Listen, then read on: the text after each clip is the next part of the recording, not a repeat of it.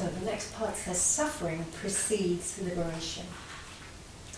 After you have suffered a little while, the God of all grace, who imparts all blessing and favour, who has called you to himself, eternally glorious in Jesus Christ, will himself complete and make you what you ought to be, establish and ground you securely, and strengthen and settle you. So that's in 1 Peter 5:10. Why do we need to suffer a little while? Suffer?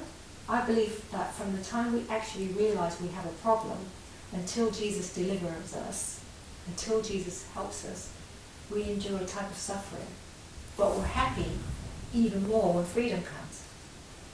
When we try to do something on our own and fail, and then realise that we have to wait on him, our hearts overflow with thanksgiving and praise as he rises up and does what we can't do for ourselves. It's like a superhero swooping in to save us.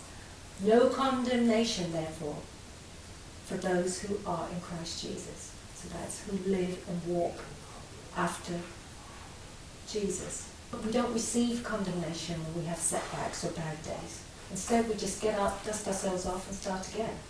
When a baby's learning to walk, he falls many, many times before he enjoys the confidence of walking and taking the stairs. However, one thing in a baby's favour is the fact that even though he may cry a little bit when he falls over, he always gets up and tries again. The devil will try his hardest to stop you in this area of renewing your mind.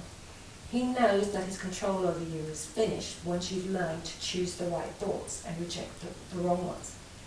He'll try to do anything to stop you. He'll try and discourage you, he'll try and condemn you.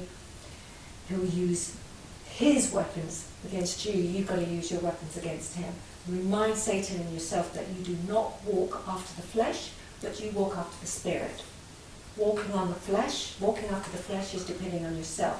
Walking after the Spirit is depending on God. So then when you fail, which you will, that doesn't mean you are a failure. It simply means that you didn't do everything right. We all have to accept that along the way, along with strengths, we also have weaknesses.